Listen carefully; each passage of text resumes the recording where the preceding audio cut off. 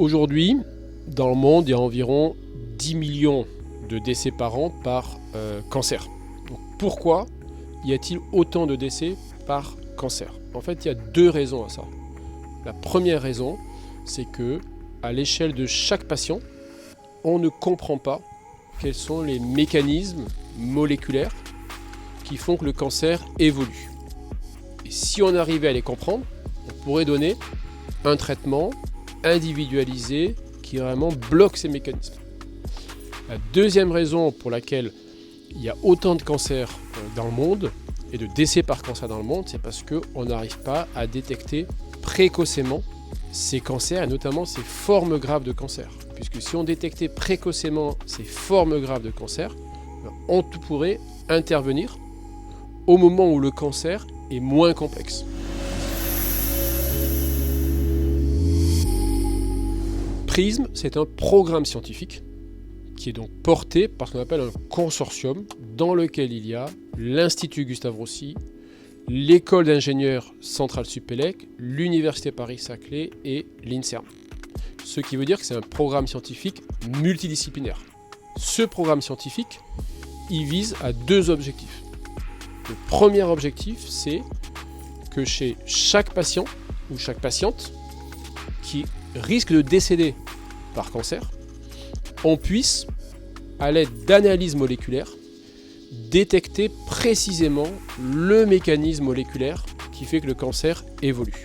Et donc ça, c'est ce qu'on appelle la modélisation du cancer.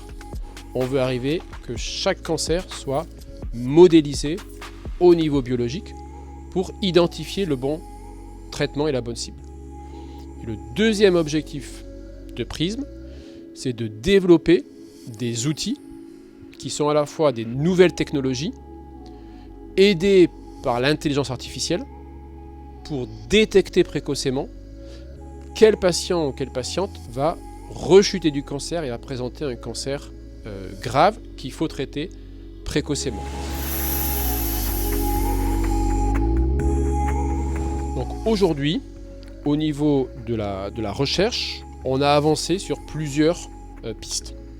La première, c'est que nous arrivons à proposer des analyses du génome, c'est-à-dire l'ADN qui fait évoluer le cancer. Et ça, on arrive maintenant à identifier chez certains patients quels sont les gènes qui font évoluer ce cancer. Donc ça, c'est un premier projet, c'est un premier progrès grâce à des équipes de bioinformaticiens qu'on a pu recruter notamment de New York, San Francisco, grâce à PRISM.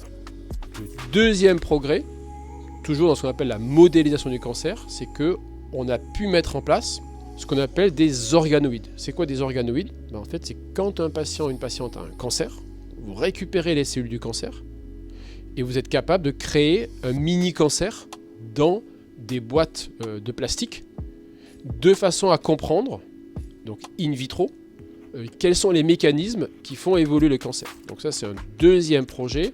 Et donc là, sur ce deuxième projet, maintenant qu'on arrive à faire cet outil de modélisation, un essai clinique a été lancé pour détecter chez chaque patient, grâce à ces petites tumeurs, le mécanisme qui fait évoluer le cancer.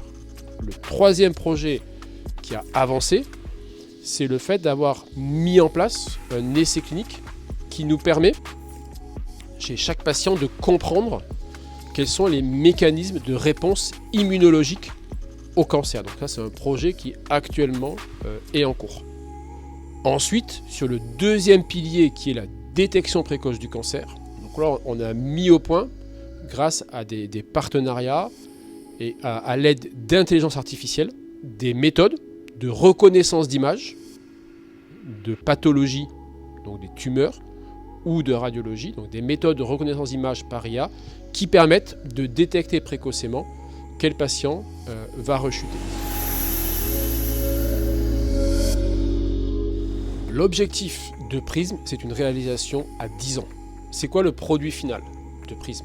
Le produit final, c'est que pour chaque patient, on puisse avoir ce qu'on appelle son avatar, c'est-à-dire en fait son cancer, soit sous la forme informatique, soit sous la forme vivante mais dans des boîtes de plastique. Et une fois qu'on aura ces avatars de cancer, à ce moment-là, on peut modéliser chez chaque patient quels sont les mécanismes d'évolution du cancer pour donner la thérapie qui est adéquate. Évidemment, il y a des étapes intermédiaires et ces étapes intermédiaires vont chacune délivrer soit des nouvelles connaissances, soit des nouveaux devices, des nouveaux dispositifs, soit des nouvelles technologies, soit même des nouveaux médicaments. À terme, l'ambition de Prism, c'est évidemment, comme toute recherche sur le cancer, de sauver des vies. Donc les estimations faites par les statisticiens et les épidémiologistes sont que si on arrive, évidemment avec l'aide d'autres centres et de collègues au niveau international, donc si on arrive à développer des technologies pour détecter plus précocement le cancer et si on arrive à modéliser le cancer, on estime que chaque année, on pourrait sauver plus de 200 000 personnes supplémentaires. Donc ça, ce qui est très important de comprendre, c'est que la recherche qui est financée là, c'est de la recherche appliquée, qu'on appelle translationnelle, et qui, très rapidement, a un impact sociétal qu'on mesure à 200 000 vies sauvées par an à terme, mais qui, évidemment, à très court terme, va avoir des impacts un peu moins importants, mais mesurables.